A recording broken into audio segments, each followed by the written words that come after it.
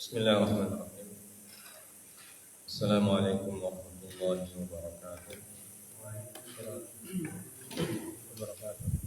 Alhamdulillahi rabbil alamin.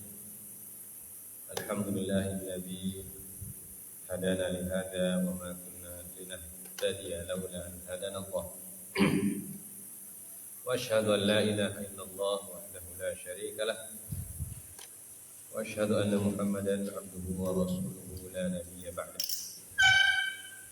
Allahumma salli wa sallim wa barik ala nabiyyina Muhammadin sallallahu alaihi wasallam wa ala alihi wa ashabihi wa man tabi'ahum bi ihsanin ila yaumiddin, amma ba'd.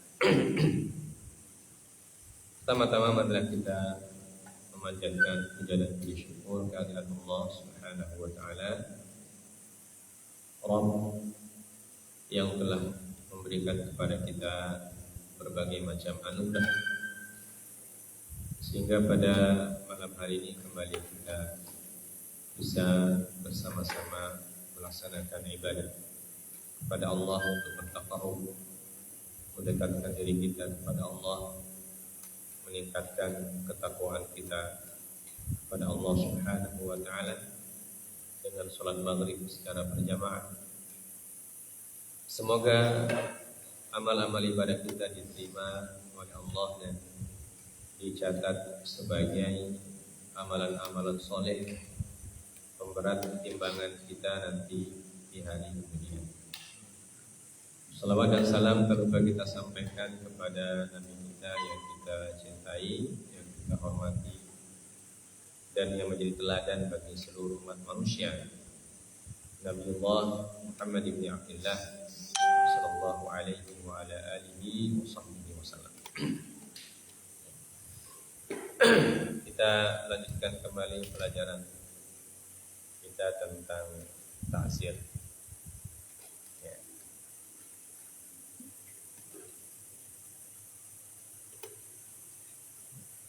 Sampai mana kan lalu? Masyru'iyatu. Ya. Disyariatkannya ta'zir. Sudah?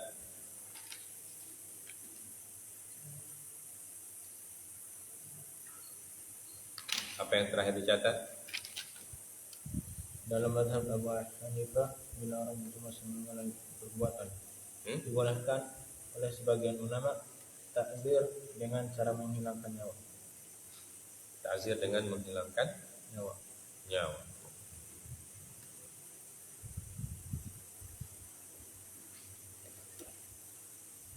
At-ta'zir bil qatl.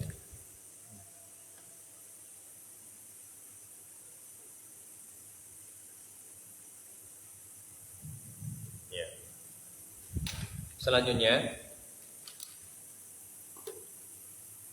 ya, kita lengkapi kemarin pernyataannya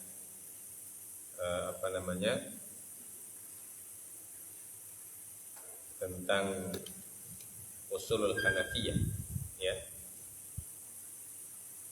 Disebutkan dalam kitab Ibn Abidin,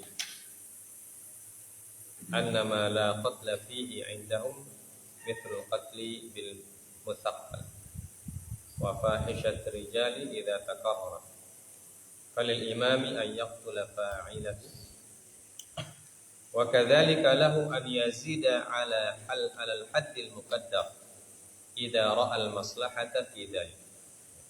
Jadi kalau ada orang yang melakukan perbuatan pidana tapi tidak mencapai derajat al-qatl, tapi sangat sadis, ya. Dan juga apabila takarrarat, kalau sering terjadi, atau pelakunya ini pelaku yang residivis bahasa kita, maka hakim berhak memberikan hukuman maksimal, yaitu al-qatl. Ya. Begitu pula kata beliau, wa kadzalika lahu an yazida 'alal haddil muqaddar. Begitu pula hakim diberikan kewenangan untuk memberikan hukuman di atas atau lebih berat daripada hukum had yang telah ditentukan. Paham? Hukum had itu berapa? Zina ada hukum had, mencuri, kemudian qisas, kemudian apa? Melukai a'dha dan seterusnya itu. Nah, yang disebutkan di sini oleh mazhab Hanafi, kalau perbuatannya itu sudah sering terjadi, maka dia boleh dihukum lebih berat daripada hukuman had. Misalnya mencuri, ya.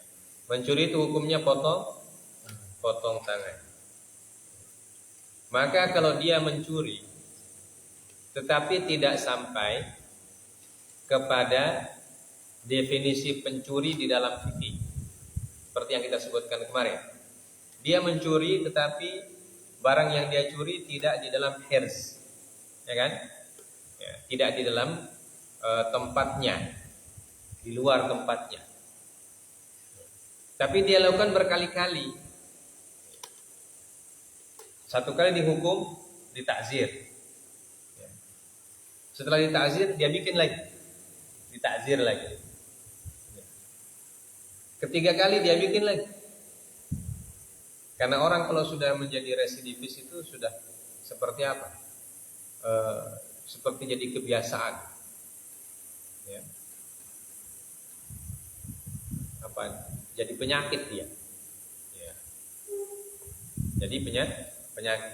Kalau dia tidak bikin seperti itu, dia tidak tenang di hidup. Na'udzubillahi. Maka dalam mazhab Abu Hanifah, boleh orang ini dihukum lebih berat daripada hukuman had. Hukuman hadnya berapa? Apa itu? Hukum potong tangan. Nah, orang seperti ini boleh dihukum lebih dari itu. Maksudnya, paham? Ya, boleh dihukum lebih dari potong tangan. Ya. Yazidu 'alal haddil muqaddar.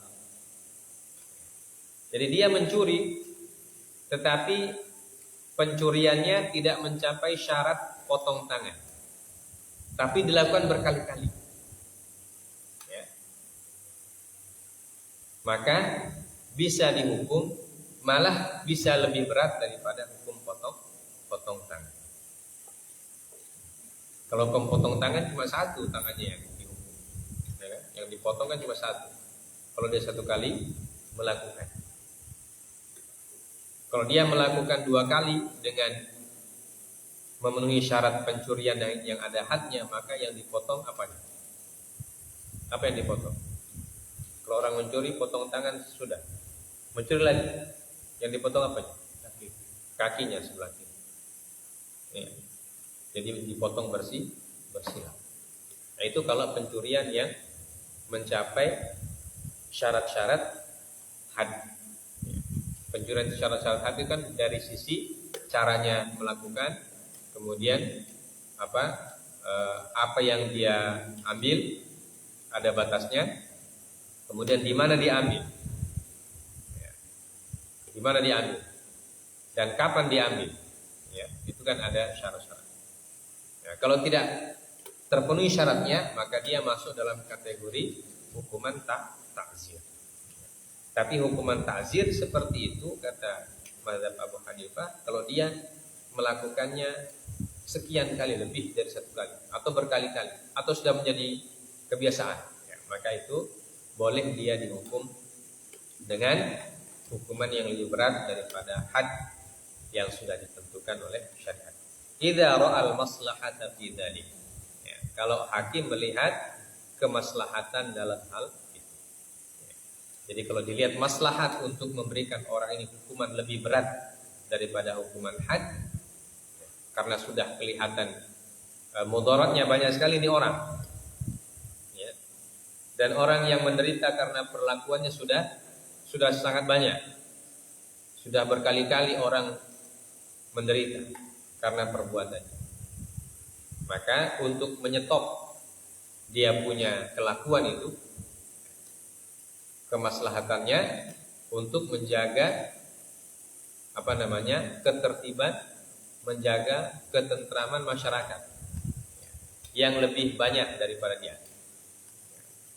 Maka dia dihukum lebih berat daripada had yang telah ditentukan. Baik. Selanjutnya al-had at-ta'ziru bi akhdil mal. Ta'zir bi akhdhi al-mal. Ta'zir dengan mengambil harta. Istilahnya sekarang tuh menyita, disita hartanya. Apakah boleh mentakzir dengan menyita harta?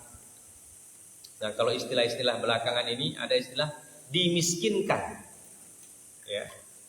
Jadi kalau di negara kita ini ada wacana kalau orang itu korupsinya banyak sekali, dia dimiskinkan. Walaupun itu belum terlaksana, baru dalam tataran wacana saja. Wacana, belum ditetapkan. Tapi ada juga negara yang menerapkan hukuman seperti ini. Orang yang korupsinya sudah banyak sekali merugikan negara dan masyarakat, itu dia dimiskinkan. Artinya semua hartanya disita. Mau hartanya yang berkaitan dengan korupsinya itu atau bukan? Apakah itu hasil yang dia dapatkan secara korupsi atau bukan? Pokoknya diambil semua. Ya, itu namanya dimiskinkan, disita hartanya. Nah, apakah boleh dalam syariat atau dalam fikih seperti itu? Nah, kita baca kitab.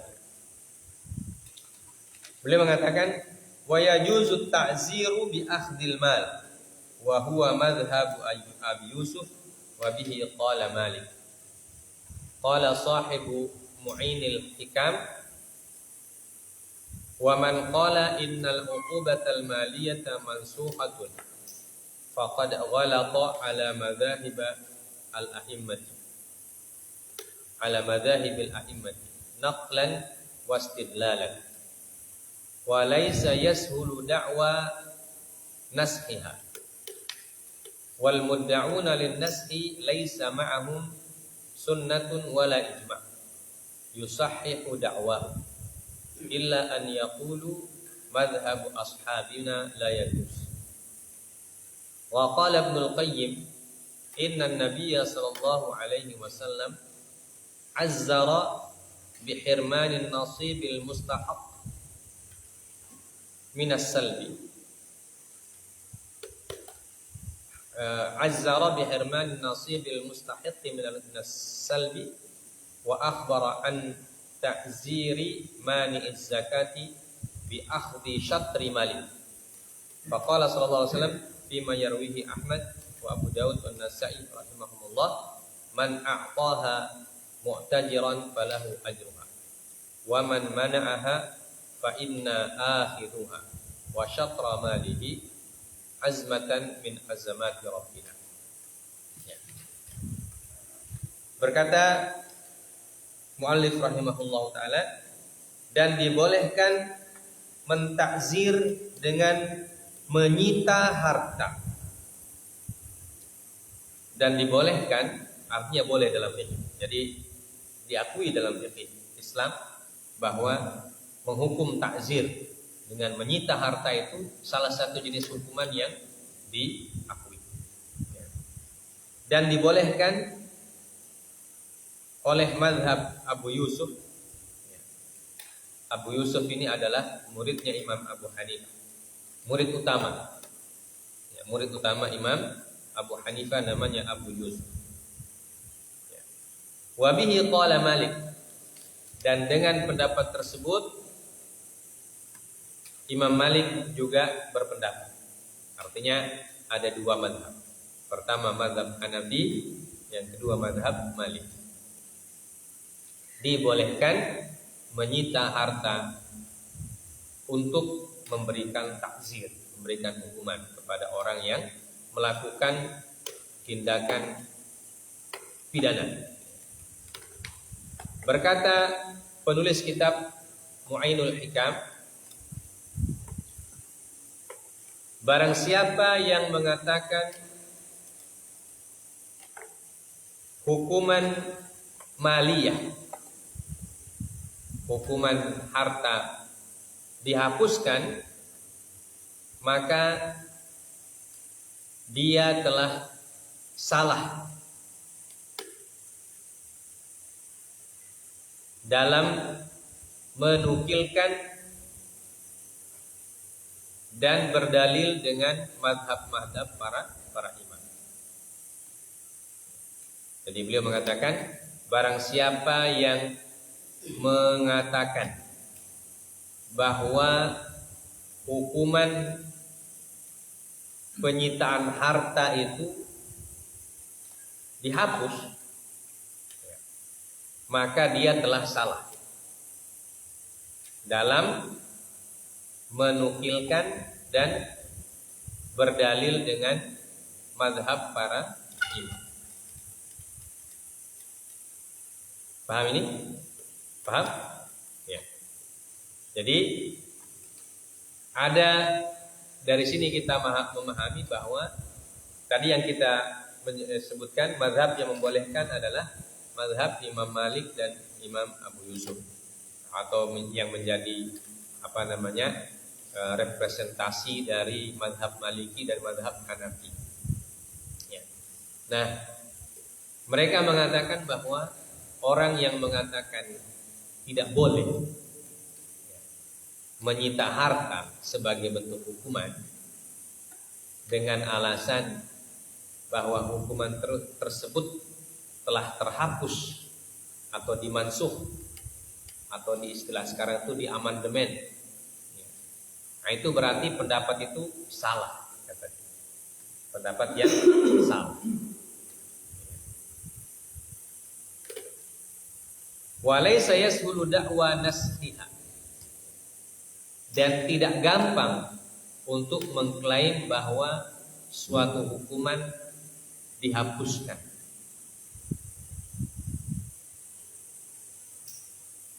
Jadi dalam Islam itu ada mirip-mirip seperti undang-undang zaman kita sekarang. Ada undang-undang yang dihapus, ada undang-undang yang diganti. Nah, dalam fikih Islam, dalam syariat Islam juga demikian. Ada hukum-hukum yang dihapus, ada hukum-hukum yang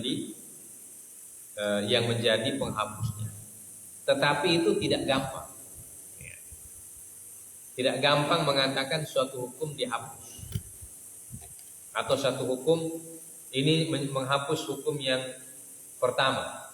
Itu harus ada dalil. Itu maksudnya. Jadi tidak gampang menyatakan hukuman penyitaan harta itu dihapus. Dan bagi orang yang mengklaim nasakh,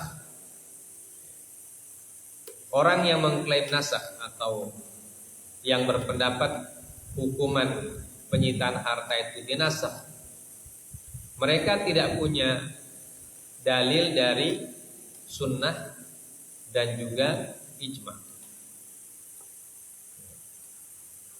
Jadi ini kata penulis kitab Mu'ainul Hikam, bahwa orang yang menyatakan hukuman sita harta itu dihapus, mereka tidak punya sandaran, tidak punya dalil, tidak punya hujjah dari sunnah ataupun dari ijma yang mendukung pendapat mereka itu. Selain mereka mengatakan madhabu ashabina la yajuz, selain mengatakan bahwa madhab kami atau madhab imam kami yang tersebut tidak benar atau tidak boleh. Jadi hanya sampai situ alasannya, katanya. Kata penulis Mu'ainul Hikam, bahwa alasan orang yang menghapus hukuman sita harta, alasannya karena imam mereka mengatakan tidak boleh. Tapi mereka tidak menyebutkan hujahnya mengatakan tidak boleh itu, baik dari sunnah ataupun dari ijma. Nah, dalam menetapkan hukum tentu saja yang menjadi patokan dalam menetapkan hukum harus ada dalilnya.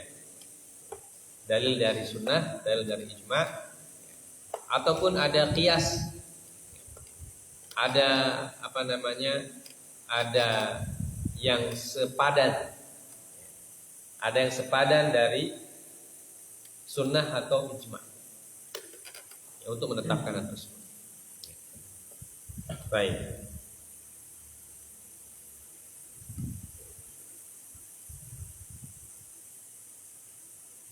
Sedangkan yang mengatakan boleh menggunakan hukuman sita harta, mereka punya dalil yang sepadan dengan hal tersebut, atau tentang orang yang pernah dihukum oleh Nabi sallallahu alaihi wasallam dengan mengambil hartanya.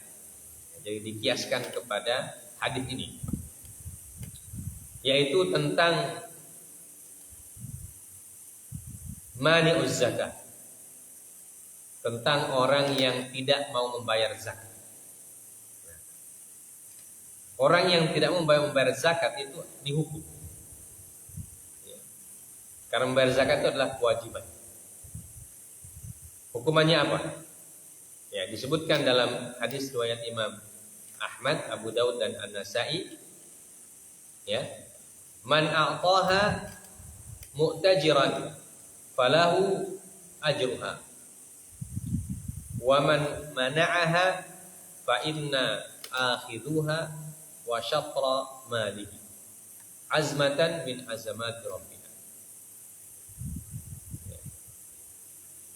Jadi tentang orang yang berzakat, barang siapa yang memberikannya mu'tajiran falahu ajruha, orang yang mengembangkan harta zakat ya, sebelum diserahkan hartanya itu dia bikin modal dulu, dia kembangkan atau dia investasikan harta zakatnya, dia investasikan. Kemudian setelah diinvestasikan baru dia serahkan semuanya. Jadi yang dia serahkan lebih banyak daripada zakat. Ya, misalnya zakatnya yang harus dia serahkan sebanyak misalnya 5 juta. Ya. Tapi dia sebelum dia serahkan ini harta, dia bikin modal dulu. Tapi dengan niat modalnya itu, dengan niat dia investasikan zakat tersebut bukan untuk diambil, ya, paham? Bukan untuk diambil, tapi dia investasikan ini zakat supaya jadi banyak. Dan ketika sudah banyak, otomatis yang dia bayar bukan 5 juta lagi, bisa mungkin 15 juta misalnya, karena untung 2 kali lipat ya. Karena ada orang yang pintar berjualan seperti itu. Ya. Ada orang yang berjualan, rezekinya memang dijualan. Rezekinya memang jual beli. Karena orang itu rezekinya beda-beda. Dalam waktu singkat, harta yang tadi 5 juta bisa jadi 15 juta. Kemudian dia serahkan semua. Ya, maka Rasulullah mengatakan falahu ajruha. Maka dia dapat pahala. Ya. Wa man mana'aha fa inna akhiduha wa syafra mali. Dan barang siapa yang tidak mau menyerahkan zakat, maka kami akan pasti mengambilnya dan kami ambil juga setengah dari hartanya. Ya. Jadi hukuman bagi orang yang tidak mau bayar zakat,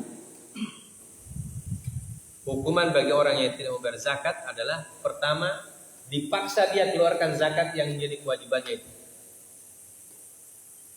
Kemudian setelah dia keluarkan harta yang jadi kewajibannya, diambil lagi hartanya yang lain, setengah hartanya. Nah, misalnya orang yang punya harta 1 miliar, sebut yang banyak-banyak saja, bukan kita rampai uang juga. Hartanya 1 miliar misalnya, berapa dia punya zakat kalau 1 miliar? 2,5% dari 1 miliar berapa itu? Siapa yang tahu? Hah? 25 juta. Berapa? 25 juta. 25 juta. 25 juta atau 250 juta? 25 juta. 1 miliar 25 juta. Ya. Jadi kalau orang punya 1 miliar, dia sudah simpan itu uang 1 miliar selama 1 tahun, ya. Dan tahunnya yang dihitung tahun Hijriah, ya. Bukan tahun Masehi, tahun Hijriah. Misalnya 1 miliar dia punya uang 1 miliar di tanggal 1 Muharram, ya. 1 miliar di tanggal 1 Muharram. Kemudian dia simpan itu 1 miliar sampai 1 Muharram tahun depan. Maka 1 Muharram tahun depan dia harus keluarkan 25 juta. Begitu ditagih zakatnya, dia bilang, kita pedo ini, ya. Saya berusaha banting tulang, ya. Kepala jadikan kaki, kaki jadikan kepala, siang jadi malam, malam jadi siang untuk mendapatkan hartaku ini. Nah, sekarang kalian petugas zakat tinggal datang meminta. Jangan dulu. Ya. Sudah tidak mau membayar zakat. Nah, seperti Qarun itu. Ya. Maka kata Nabi SAW, orang seperti itu berarti harus dihukum dia. Ya. Hukumannya apa? Diambil dia punya harta 25 juta itu sebagai zakat. Kemudian ditambah setengah hartanya. Ya. Kalau diambil 25 juta berarti tinggal berapa? Tinggal 925 juta. Iya kan? 925 juta. Nah, 925 juta itu dipotong setengah. Ambil lagi.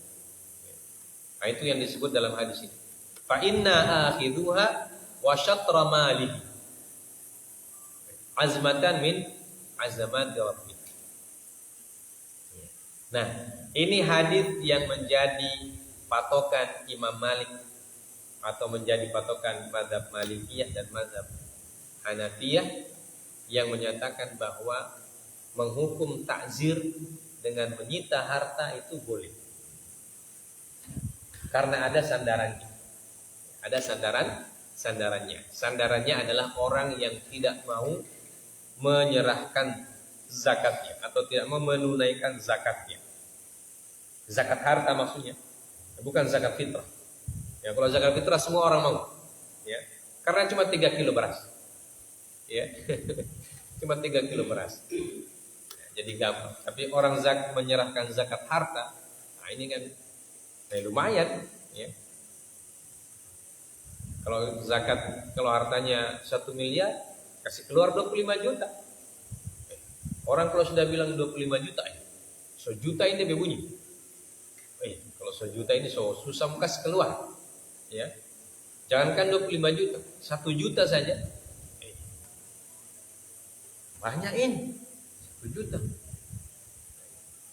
Bisa mau pakai akan DP motor 1 juta. Apalagi 25 juta. So boleh mau beli akan motor 1 biji. Dia bilang, ini kita mau beli motor 1 biji, ente mau datang minta. Ya, minta zakat. Itu berat, ya. Kalau orang yang tidak terlatih, itu berat. Ya, maka orang yang seperti ini, kata Nabi SAW, dipaksa dia keluarkan zakat. Dan kalau dia tetap menolak dengan berbagai macam alasan, seperti orang yang memang tidak mau, seperti mau jadi Qarun, maka dihukum dia. Hukumannya adalah disita setengah hartanya. Nah, ini sandarannya.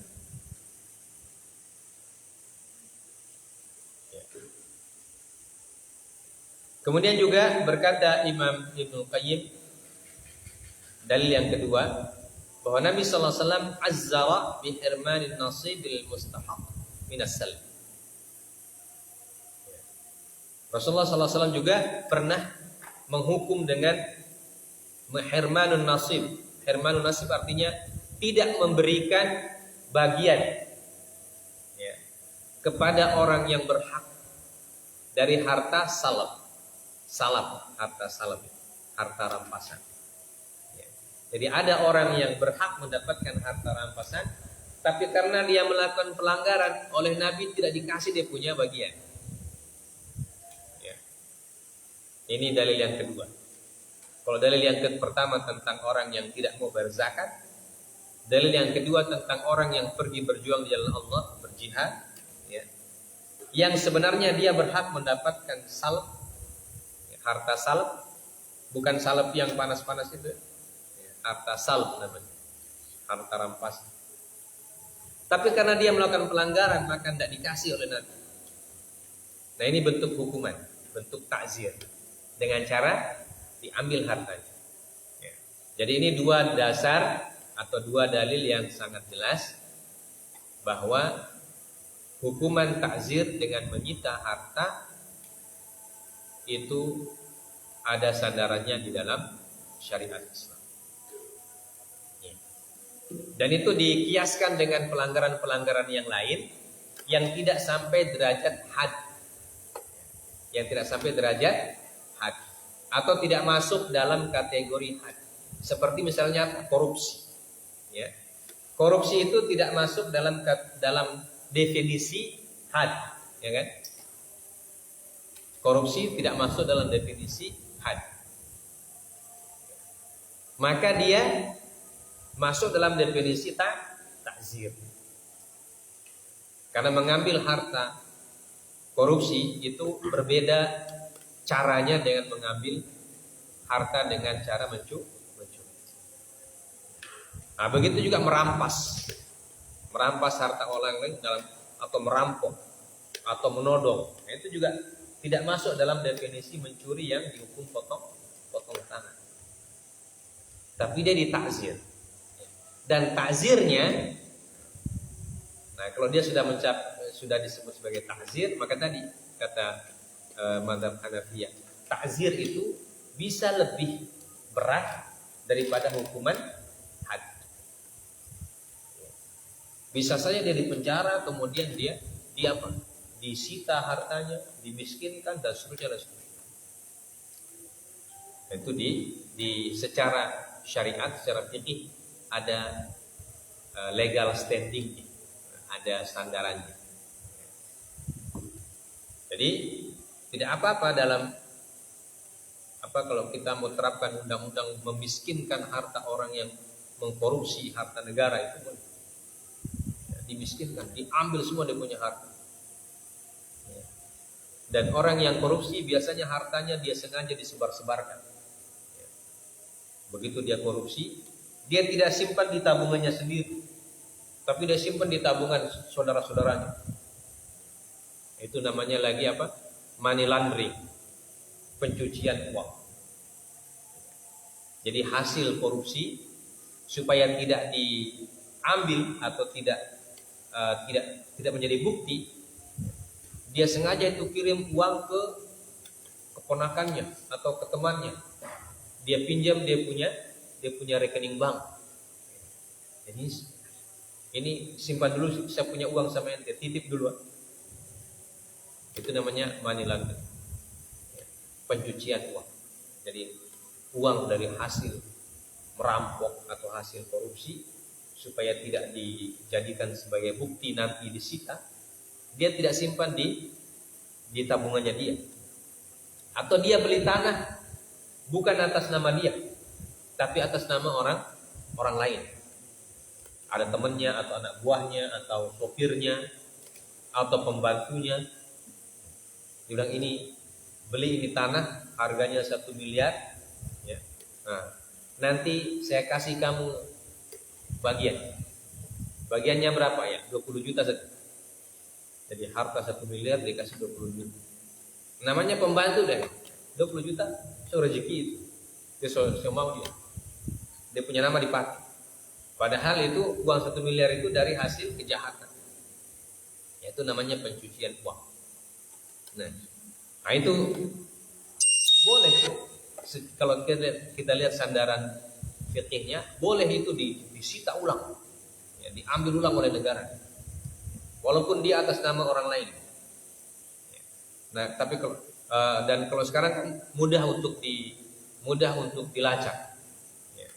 Kalau sekarang itu sistemnya sudah modern, melacak ini uang sumbernya dari mana, dari siapa ke siapa, melalui apa. kapan dan seterusnya itu bisa semua sekarang dilacak. Ya. Makanya kalau kita lihat berita tentang korupsi itu kan, ya, semua terungkap itu. Siapa yang kasih, di mana tempatnya, bahkan DP kode-kode ada. Kode-kode ada. Saya kasih kamu apel lah, tapi bukan apel itu maksudnya. Apel itu maksudnya apa? Apel itu maksudnya harta begitu. Karena apa? Kalau orang buat telepon sekarang, kan bisa dilacak itu, direkam itu. Kita orang punya pembicaraan itu, kalau kita orang telepon, buat waktu telepon dan orang lain itu terekam. Ada di sumber datanya di Jakarta itu ada. Ya nanti kalau ada orang didapatkan terbukti atau ada ada tanda-tanda dia korupsi, itu oleh pihak berwajib sudah mulai dikasih blacklist DP nama di semua perbankan, di semua bank-bank dicek dia punya aliran dana kemana semua, dia punya uang dari mana dia dapat. Begitu juga dicek dia punya pembicaraan dengan siapa saja, apakah itu pakai kata-kata atau pakai WA atau pokoknya bisa direkam semua itu. Terekam semua. Ya. Makanya banyak yang kasus itu kita dengarkan, orang yang mau korupsi, mau kirim uang ini kepada temannya itu dia tidak pakai dia tidak pakai jumlah uang sekian, tapi dia kasih kode. Kadang dia kasih bahasa-bahasa kiasan. Sampai apel di mana? Saya punya apel mana? Oh, kamu punya apel di kebun ini. Padahal bukan kebun maksudnya, bukan apel maksudnya, tapi sampai bagian doi mana? Nah gitu. Ya itu ada yang pakai apel, ada pokoknya macam-macam dalam punya. Nasi bungkus apa semua. Cuma mereka yang saling paham itu. Ya. Cuma mereka yang paham. Nah, nanti kalau di pengadilan itu diperdengarkan itu rekaman suara. Baru nanti ditanya oleh hakim, apa maksudnya apel ini? Apa kamu punya maksud kebun singkong? Apa kamu punya maksud ini nasi bungkus? Itu ditanya semua. Ya. Dan kalau bohong tidak boleh bohong. Kalau di muka pengadilan kan disumpah orang. Kalau orang disumpah, kemudian dia bohong, tambah lagi dia hukuman. Ya. Jadi tidak bisa berbohong kalau di muka pengadilan. Maka biasanya itu terbongkar itu istilah-istilah nasi bungkus, apel, kebun singkong, kebun rica, apa semua itu nanti terungkap itu di pengadilan. Jadi terbukti. Pokoknya namanya hakim, penyidik, pihak berwenang macam-macam dia punya cara untuk mendapatkan bukti. Ya. Nah itu jamaah sekalian dimuliakan oleh Allah Subhanahu wa taala. Maka kejahatan-kejahatan seperti ini, walaupun dia tidak masuk dalam kategori kejahatan yang ada hadnya dan dia masuk dalam kategori ta'zir, tapi hukumannya boleh diberikan lebih berat daripada hukuman had, sesuai dengan kemaslahatan, sesuai dengan pertimbangan hakim. Apalagi kalau orang yang melakukannya sudah sering kali berulang-ulang dia punya perbuatan yang melanggar hukum itu, maka dia boleh diberikan hukuman lebih berat, bahkan sampai disita hartanya, dihukum fisiknya, disita hartanya juga. Nah itu boleh juga, namanya ta'zir, boleh juga. Baik. Kemudian yang setelah ke-8, at-ta'ziru min haqqil hakim. Ya, ini harus diperhatikan. Wa ta'ziru yatawallahu al-hakim li'anna lahu wilayata al-'ammat al-muslimin. Yang boleh mentakzir adalah hakim. Ya. Jadi bukan masyarakat biasa. Hakim yang boleh mentakzir. Jadi yang memberikan hukuman baik dia takzir atau had itu pihak yang berwenang. Tidak boleh kita masyarakat memberikan hukuman kepada orang yang melakukan perbuatan pidana dengan alasan ditakzir, tidak boleh. Harus hakim. Kenapa? Karena dia yang memiliki wilayatul amma al-muslimin. Dia yang memiliki kewenangan ya secara umum atas kaum muslimin. Dalam kitab Subulus Salam dikatakan walaysat ta'ziru li ghairil imam. Dan ta'zir itu bukan hak selain imam. Imam artinya pemerintah. Ya. Dan pemerintah sini maksudnya adalah pemimpin suatu negara, dan pemimpin suatu negara bisa mendelegasikan hukuman kepada hakim. Nah, kalau sekarang kan ada istilah kekuasaan kehakiman. Ya. Jadi hakim itu representasi dari penguasa. Ya. Hakim adalah representasi dari penguasa. Namanya kekuasaan kehakiman. Makanya hakim itu ditunjuk oleh negara. Tidak ditunjuk oleh masyarakat, tidak. Negara yang tunjuk. Ya. Pemerintah yang tunjuk. Nah, kalau di Indonesia itu hakim itu hakim tinggi atau Mahkamah Agung itu ditunjuk oleh Presiden dan juga oleh DPR. Ya. Disepakati oleh Presiden dan DPR. Itu makanya orang yang menjadi hakim di Mahkamah Agung itu diseleksi. Dari sekian banyak hakim dari seluruh Indonesia mendaftar menjadi hakim agung. Nanti pendaftarannya itu baru diseleksi. Seleksinya banyak sekali. Ribet di seleksi itu bukan cuma 1-2. Tapi ada seleksi wawancara, ada seleksi membuat karya tulis tentang hukum dan lain sebagainya. Macam-macam dia punya seleksi. Nanti terakhir disebut sebagai proper test. Dites di DPR lagi dan sebagainya. Baru lulus jadi hakim. Nah, itu pun banyak yang gugur. Dari sekian banyak yang mendaftar, yang diambil cuma berapa? Cuma 9 atau 8 orang. Nah, hakim agung ini kemudian nanti mereka punya kewenangan menunjuk hakim-hakim yang ada di bawahnya. Hakim di provinsi, hakim di kabupaten. Hakim itu kan sampai di kabupaten. Ya, namanya pengadilan negeri. Kalau provinsi namanya pengadilan tinggi. Kalau di pusat namanya Mahkamah Agung. Nah, itu namanya kekuasaan kehakiman. Kata dalam buku ini, walaysat ta'ziru li ghairil hakim. Dan ta'zir itu haknya hakim, bukan hak orang lain. Atau bukan juga haknya polisi, karena itu polisi itu tidak memberikan hukuman. Jadi polisi itu apa tugasnya? Tugasnya adalah menyelidiki, menyidik, ya. Kemudian nanti menyerahkan perkaranya kepada pengadilan. Ini nanti di pengadilan baru disidang. Ya. Baik. Illa li thalatha wa laysa ta'ziru li ghairil hakim li ghairil imam illa li thalatha.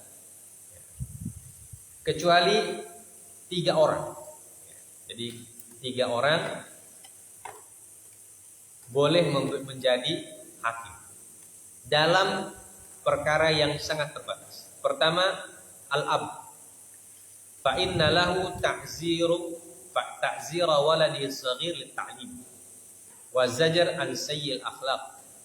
Wa dhahir anna al-um fi mas'alati zaman as-siba fi kafalatihi laha dhalik walil amri bis salah wa dharbi 'alaiha wa laysa lil ab ta'zirul baligh wa in kana safihan. Yang pertama, ayah. Ayah boleh mentakzir anaknya yang masih kecil dengan tujuan mendidik. Tentu kalau dikatakan tujuan mendidik, takzirnya tidak boleh melewati batas. Ya. Tidak boleh hukum anaknya di sel dia punya anak. Ya.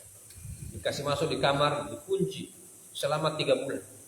Nah, itu berarti bukan pendidikan itu. Nah, itu tidak boleh. Jadi di sini takzir maksudnya takzir menghukum dengan niat untuk mendidik. Dan biasanya hukuman seperti ini hukuman ringan. Ya, hukuman ringan. Misalnya az-zajar an sayyi'il akhlaq. Dia dihukum karena berakhlak buruk. Ya, tidak sopan. Misalnya, dan itu spontan misalnya. Misalnya kita bawa anak kita kecil, ya, tiba-tiba di meja ada hidangan, tiba-tiba datang ke sana. Belum dipersilakan makan dia sudah kasih pergi. Nah, biasanya bapak itu spontan, dipukul di tangannya gitu. Nah, itu bagian dari takzir. Ya, bagian dari takzir. Supaya dia jadi anak yang sopan, tidak sembarang ambil. Ya. Nah, biasanya kita kalau bawa anak, kemudian ada anak kita begitu, di samping kita misalnya ada pesta, ya, belum dipersilakan dia sudah, biasa kita pukul di tangan sedikit, ya, belum waktunya. Itu namanya takzir lil ta'lim, ya, menghukum untuk mendidik. Ya. Begitu juga ibu, ya, ibu diberikan juga hak memberikan takzir lil ta'lim, hukuman untuk mendidik. Atau lil amri bis shalah, atau untuk menyuruh anak-anak salat seperti yang disebutkan dalam hadis tadi. Ya. Wadribuhum li ashrin. Jadi kalau ada anak-anak yang umur 10 tahun belum salat, maka boleh dipukul. Tapi dipukulnya bukan pukul dengan tenaga magnetis, bukan. Ya. Bukan pukulan begitu, ya, pukul sekedarnya. Ya, bahkan disebutkan oleh para ulama dipukulnya pakai pensil saja. Dipukul pakai pensil.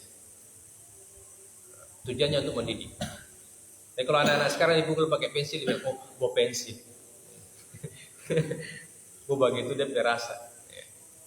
Nah, tapi tidak boleh dipukul keras atau dipukul seperti tenaganya Matheson atau Holyfield. Mati itu anakmu, itu tidak boleh. Ya. Ini dorobnya itu, pukulannya itu pukulan dengan tujuan untuk mendidik. Walaysa lil ab ta'zir al baligh wa in kana safihan. Tetapi sampai kapan seorang ayah diberikan hak untuk mentakzir? Sampai anaknya baligh. Ya, sampai anaknya baligh. Kalau anaknya sudah baligh, maka ayah tidak diberikan hak untuk mentakzir. Walaupun anaknya itu safi. Safi itu artinya idiot. Ya. Anak yang idiot, tapi dia balik. Tidak boleh dipukul oleh orang tuanya. Ya. Jadi kapan haknya? Hanya ketika masih belum usia balik. Nah, kalau orang tua sekarang itu kalau lihat anaknya balik, takut dia pukul. Karena lebih besar, lebih badan daripada bapak. Kalau dia pukul, dia melawan. Kalau melawan lebih apa? Lebih jelek lagi dari dampak. Anaknya akan berdosa, ya, karena melawan bapaknya. Dan bapaknya juga akan merasa tidak betul ini anak. Jadi itu tidak dibenarkan. Jadi kalau anak kita sudah balik kemudian melawan, bagaimana caranya kita hukum? Lapor polisi. Lapor polisi. Dan nanti biar polisi yang atur. Ya. Kalau kita sudah tidak bisa tidak bisa meladeni atau tidak bisa mengontrol. Ya. Sudah keterlaluan dia punya kelakuan. Boleh orang tua lapor polisi.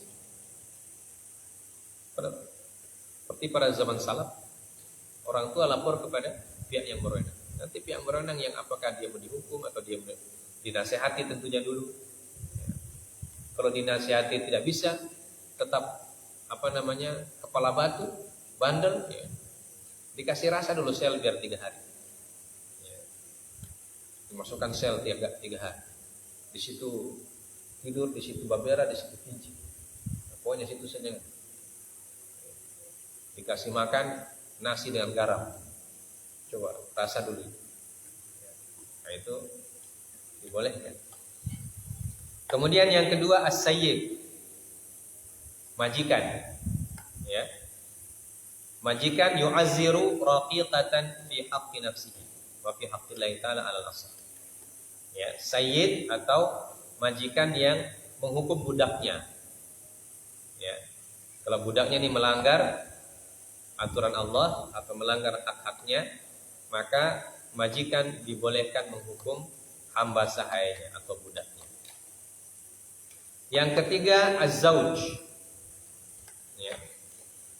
Suami boleh menghukum istrinya yang nusyuz sebagaimana disebutkan dalam Al-Qur'an. Apa dalam ayatnya? Quran surah An-Nisa. Ya. Apa ayatnya?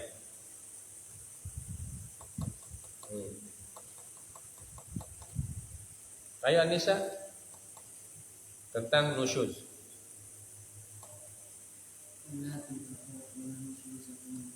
Wallati takhafuna nusyuzahunna fa'idhuhunna wahjuruhunna fil madaji' wadribuhun.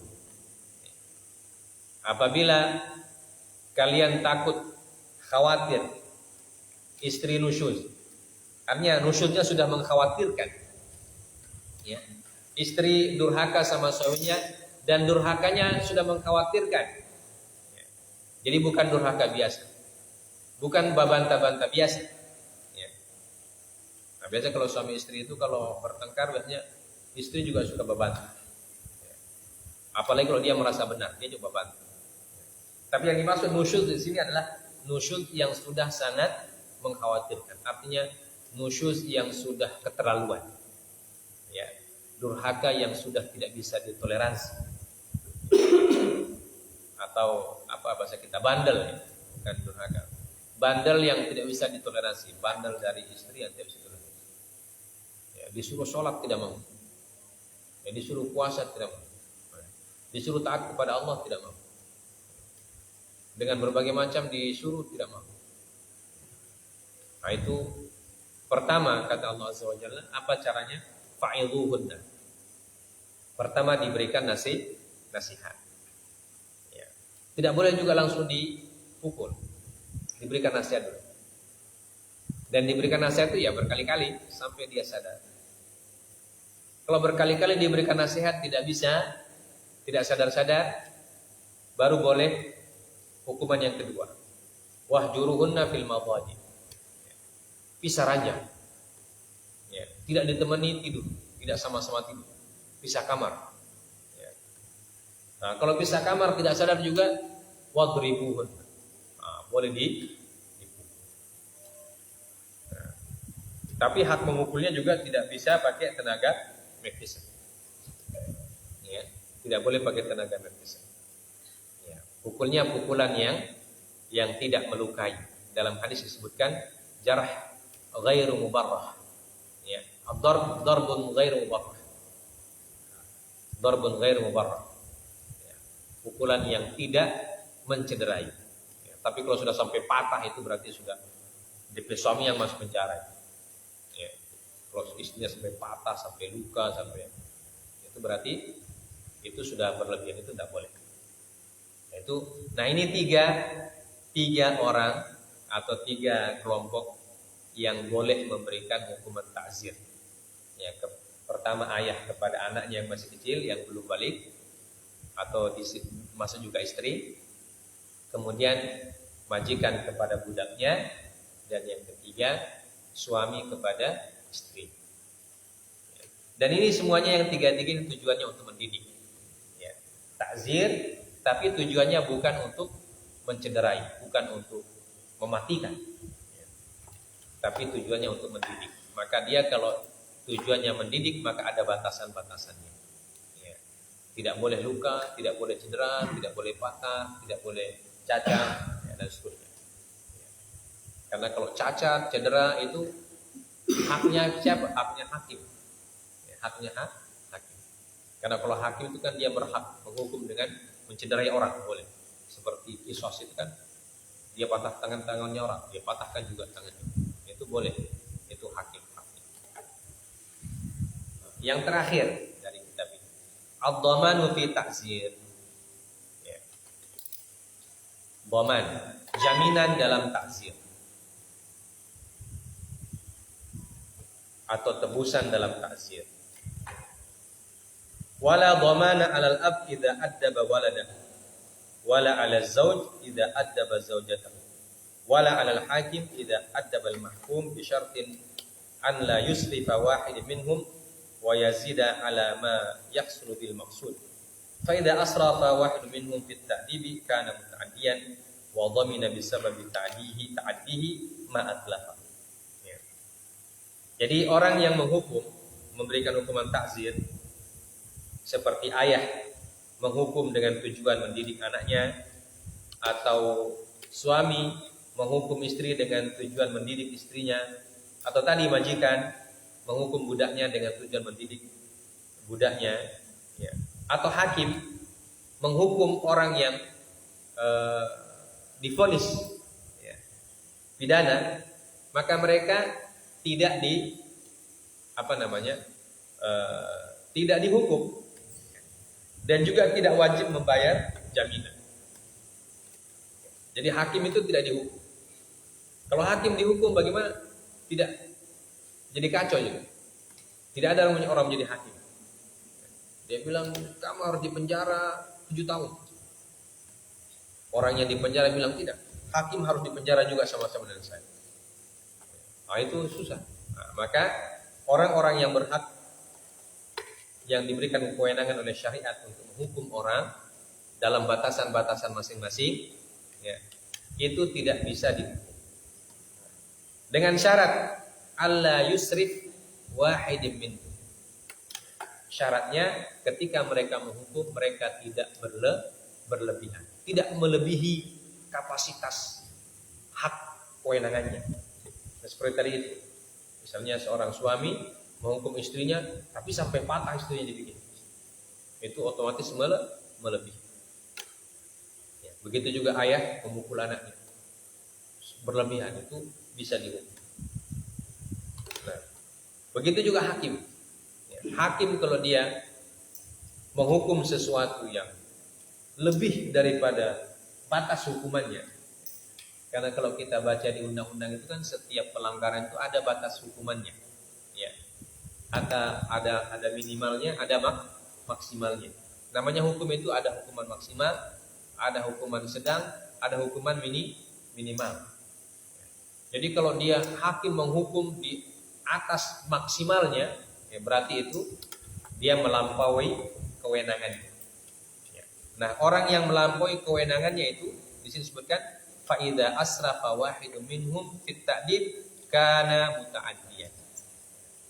Kalau berlebihan dalam memberikan hukuman, artinya hukumannya lebih dari hukuman maksimal dia kasih, ya, maka itu disebut muta'addi.